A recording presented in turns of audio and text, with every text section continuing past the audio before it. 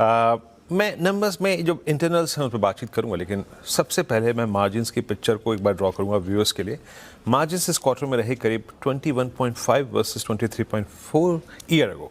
मोटे तौर पे पहला प्रश्न मेरा यही होगा, ये जो मार्जिन्स में करीब करीब 190 बेसिस पॉइंट की कमी आई है, इसका मुख्य कारण क्या रहा इस क्वार्टर में, और क्या ये बैक टू नॉर्मल इस ट्रेजेक्ट्री तक 23.5-24 कब तक आ जाएंगे?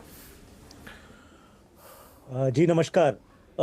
अगर हम YOY Q1 to Q1 compare करें, प्राइमरीली करीब 40 ऑड करोड़ का एडिशनल कॉस्ट हिट हुआ था, विच हैज़ कंट्रीब्यूट, जिससे कंट्रीब्यूट हुआ ये करीब 1-1.5% एबिटा मार्जिन्स में कमी होने के लिए।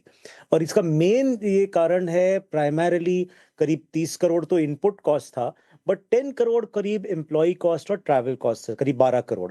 सो this is the main reason जो एक अगर हम YOY कंपेयर करें मार्जिन्स में थोड़ा हिट है। परंतु मूविंग फॉरवर्ड जो आपका क्वेश्चन है कि क्या हम मार्जिन्स में और गिरावट देखने की वो do we see more drop in the margins. हमने बिगनिंग ऑफ द ईयर में एक रेड लाइन डाली थी कि हम 20% एबिटा मार्जिन से किसी भी हालत में गिरने नहीं देंगे। So on an if you see sequentially हमारा कंसोल मार्जिन एबिटा करीब 22 पॉइंट समथिंग 22.4 था, वो भी उसी रेंज में है। तो हम इस रेंज में ही रहेंगे ऑन एन एनुअल बेसिस, 21 से 22% on console EBITDA margin. Okay, but जिस कॉस्ट कंपोनेंट की बात की आपने, out I think 40 crore 30 crore was I think cost component ना, जिसकी आपने बात की, वो इन्फ्लेट हुई थी।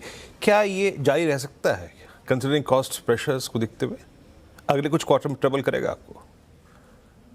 जी, इस साल basically in terms of stress on margin 3 major elements हमें दिख रहे हैं। एक तो travel, being a consultancy company, travel cost is a very important major, rising travel cost both, क्योंकि हमारे 700 से ज्यादा करीब प्रोजेक्ट्स हैं domestic and international. So travel cost पे हमें बहुत कंट्रोल रखना है, it's a stress on the margin. The second is कि करीब 70% of our order book is on competitive basis, और जो यंग ऑर्डर बुक है, लास्ट ईयर हमारी हाईएस्ट एवर ऑर्डर बुक हुई। तो ये जो यंग ऑर्डर बुक है, इसका एग्जीक्यूशन इस साल सब्सटैंशियल कंट्रीब्यूशन रेवेन्यू में रहेगा। सो ऑब्वियसली क्योंकि ये सब 70% से ज्यादा कॉम्पिटिटिव बेसिस पे है, टफर मार्जिन में, so they will also contribute to a stress in margin. और तीसरा एलिमेंट है कि with the impending pay revision, इसको हमें डेफिनेटली समवेयर अकाउंट फॉर करना पड़ेगा ड्यूरिंग दिस FY।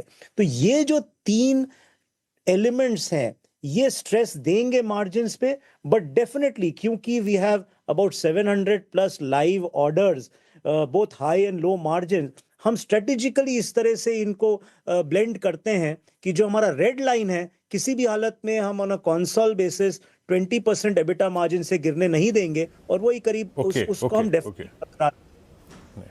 हाँ। अच्छा सर, मैं लास्ट 2-3 क्वार्टर से आपसे बात कर रहा हूँ राहुल जी। आपने कहा है कि, मतलब कहा भी था मुझसे पहले इंटरेक्शन में, कि हम इंटरनेशनल बिजनेस पे काफ़ी फोकस कर रहे हैं। हाल ही में आपको अगर आप देखें, आपने एक जो ऑर्डर सिक्योर किया था साउथ अफ्रीका से, है ना,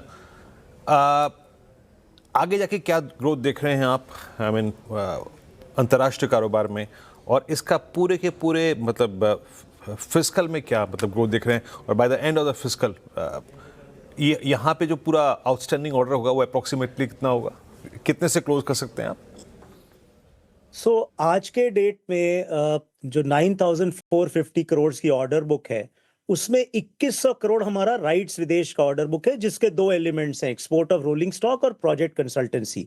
और इसमें अभी हम लोगों ने जो रिसेंटली जुलाई में ये करीब 300-350 करोड़ का साउथ अफ्रीका ऑर्डर बुक जो ऑर्डर मिला था, वो अभी इंक्लूड नहीं किया है ऑर्डर बुक में, ऑल्दो हमने स्टॉक एक्सचेंज को डिक्लेयर किया था as an LOI, because agreement sign होने कुछ हफ्ते में हो जाएगा, तब हम उसको ऑर्डर बुक में इंक्लूड करेंगे। तो गोइंग फॉरवर्ड हमें ये डेफिनेटली, चाहे वो प्रोजेक्ट कंसल्टेंसी हो या एक्सपोर्ट ऑन रोलिंग स्टॉक है, तमाम बिड्स पाइपलाइन में है।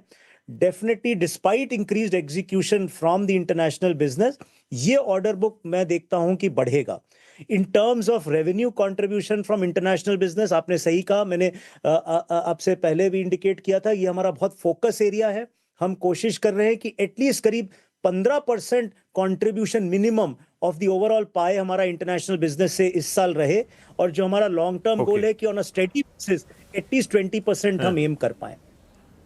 ओके सर, राहुल सर, एक आखिरी प्रश्न पूछूंगा आपसे यहाँ पे, और ये टर्नकी प्रोजेक्ट्स हमें अप्रॉक्सीमेटली 10 to 15% जो कंट्रीब्यूट करते हैं, यहाँ पे रेस्ट ऑफ द फिस्कल के लिए आपका आउटलुक क्या है? देखिए, turnkey projects low margin projects होते हैं और ज्यादातर हम उनको आइदर क्लाइंट हमें चाहता है कि टर्नकी मोड में लें क्योंकि सिंगल विंडो से डील करना हो, या कहीं स्ट्रेटेजिकली किसी ज्योग्राफीज में क्लाइंट्स में हम लेते हैं।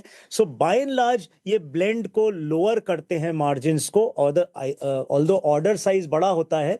हमारी टर्नकी ऑर्डर बुक काफी सब्सटैंशियल है, अभी 50% ऑर्डर बुक हमारी टर्नकी में है। ये अब एग्जीक्यूशन शुरू हो गए हैं, मोस्ट ऑफ द कॉन्ट्रैक्ट्स इनके इन प्लेस हैं, एग्जीक्यूशन स्टार्ट हो गया है। तो इस साल ये काफी सब्सटैंशियल कंट्रीब्यूट करेंगे, करीब मिनिमम 30 से 40% of the total revenue on an annual basis turnkey mode से आएगा। ओके ओके, तो सर बहुत बहुत शुक्रिया, और आपने मार्जिन्स के फ्रंट पे और अंतर्राष्ट्रीय कारोबार के फ्रंट पे चीज़ों को क्लियर किया, और आपने इनफैक्ट इस बात को एक्सपेक्ट किया कि हाँ कॉस्ट प्रेशर्स हैं और माइट भी कुछ क्वार्टर तक अगर आप देखें तो थोड़ा दबाव डालेंगे, लेकिन आपने एक रेड लाइन ड्रॉ की है अपने लिए, है ना। बहुत बहुत शुक्रिया sir, and best of luck for